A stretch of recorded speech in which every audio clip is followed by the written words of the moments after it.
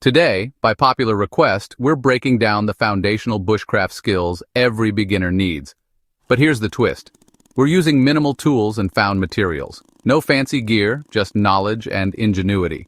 We'll build a comfortable camp from scratch, covering 10 essential skills, from processing wood with a pocket knife to building shelter and making fire. The goal? To show that resourcefulness and understanding principles matter more than equipment. Let's dive in and get started. Let's go. First up, we need material. Before any project can begin, gathering the right resources is essential. The forest is full of options, but knowing what to look for makes all the difference. Forget big axes. Today, it's all about the Swiss Army knife.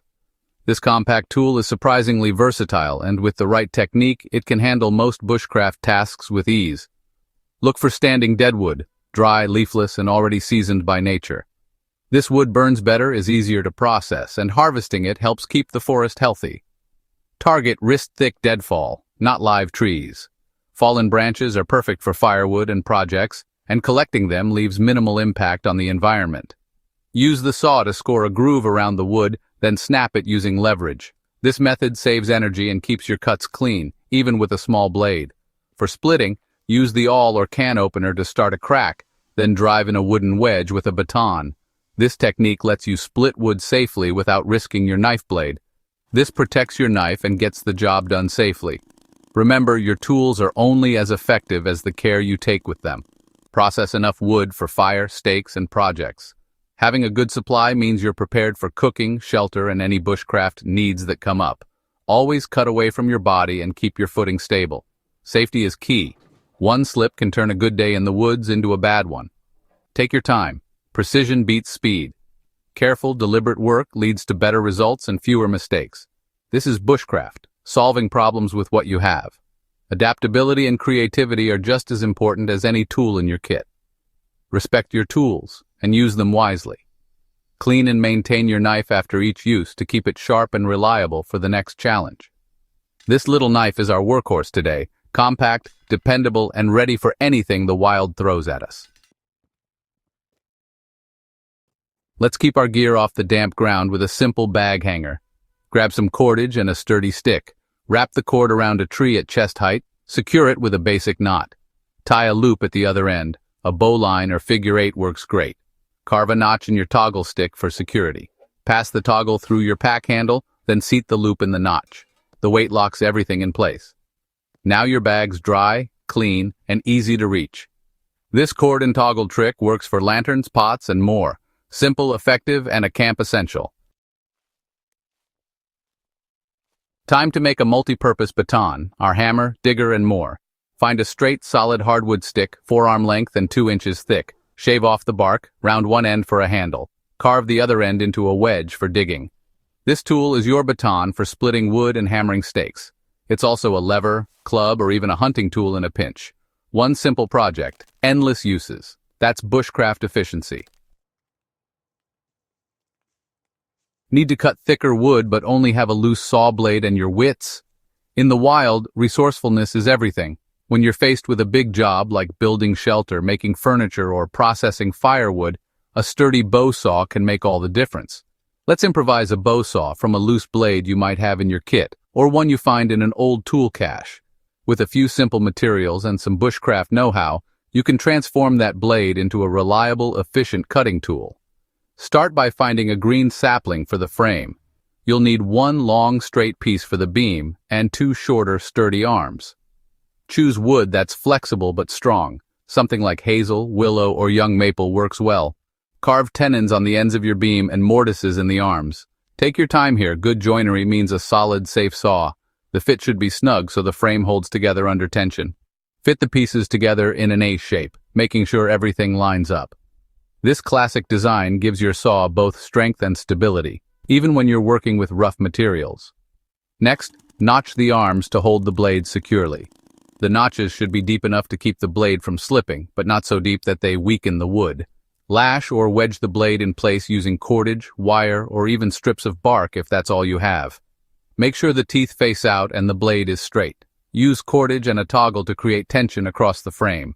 This is what gives your saw its cutting power. Without enough tension, the blade will flex and bind. A Spanish windlass, a simple stick twisted in the cord, lets you tighten the blade until it's just right. Keep twisting until the frame feels solid and the blade is taut. When the blade pings with a clear note when plucked, you know you've got the right tension. This means your saw is ready for action. Now you can make clean, straight cuts for any project, whether you're building a shelter, crafting camp furniture, or just processing firewood for the night. With a little ingenuity, you've turned a simple blade into a powerful, versatile tool. This is the essence of bushcraft, making the most of what you have. Improvisation is your force multiplier. Build smarter, not harder. That's next-level problem solving, and it's what sets true outdoor skills apart. Let's build a bipod bush chair for comfort. Find 2 sturdy sticks, 3 to 4 feet long. Lash them together a foot from the top with a shear lashing. Cut a rectangle of tarp or fabric for the seat. Reinforce the corners with stones or knots. Notch the legs above the lashing. Attach the seat with cord loops. Spread the legs, adjust the angle, and sit back.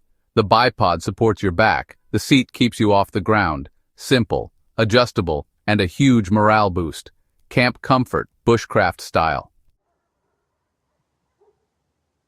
Making your own tent stakes is a must-have skill. Choose straight, thumb-thick hardwood. Avoid knots.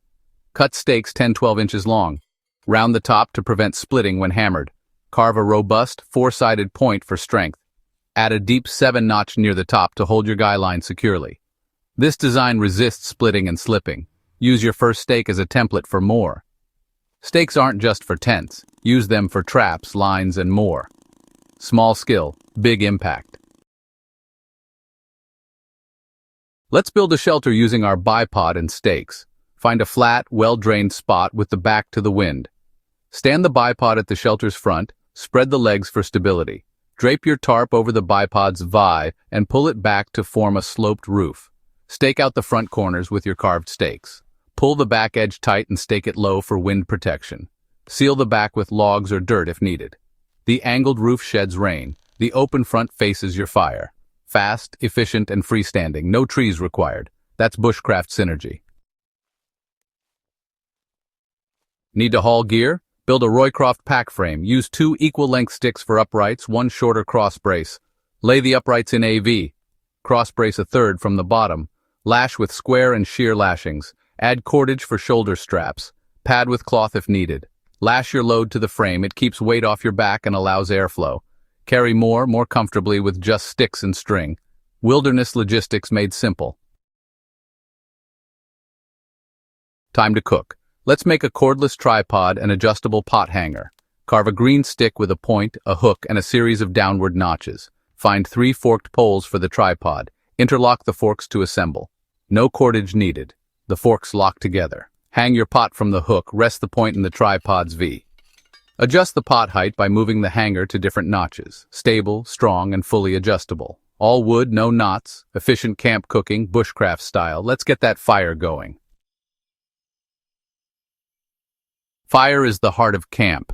Its warmth draws us together. Its light pushes back the darkness, and its crackle is the soundtrack of every wild night.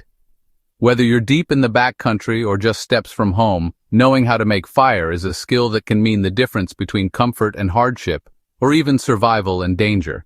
Let's master 3 time-tested ways to make it, each with its own unique challenges and rewards.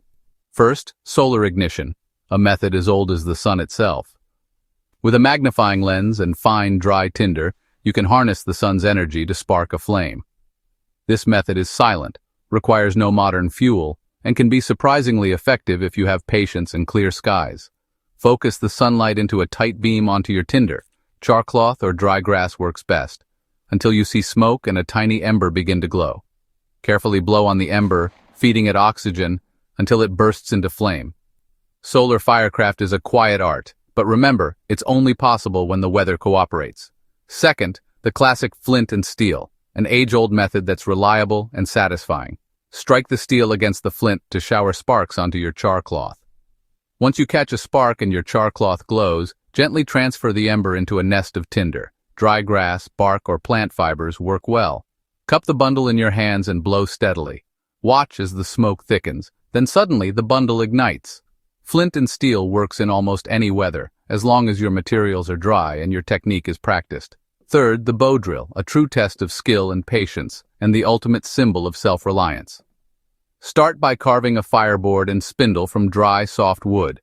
Shape a bearing block for the top and a sturdy bow from a flexible branch. String the bow with cordage, paracord, shoelace, or even natural fiber if you're resourceful. Use the bow to spin the spindle rapidly against the fireboard, building friction and heat. Soon you'll see smoke and a small coal forming in the notch. Tip the glowing coal into your tinder bundle, nurture it with gentle breaths, and watch as it comes to life. The bow drill demands practice, but the reward is pure satisfaction. Each method has its strengths. Solar ignition is silent and needs only sunlight, but it's useless on cloudy days or at night. Flint and steel is reliable and works in most conditions as long as you have the right materials and a bit of practice. The bow drill is the ultimate test of bushcraft skill. No metal, no glass, just your hands, your wits, and the forest around you. Practice all three methods until they become second nature. In a survival situation, being able to adapt to your environment and available resources is key.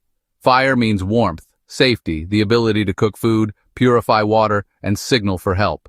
It's the difference between a cold, hungry night and a comfortable, secure camp.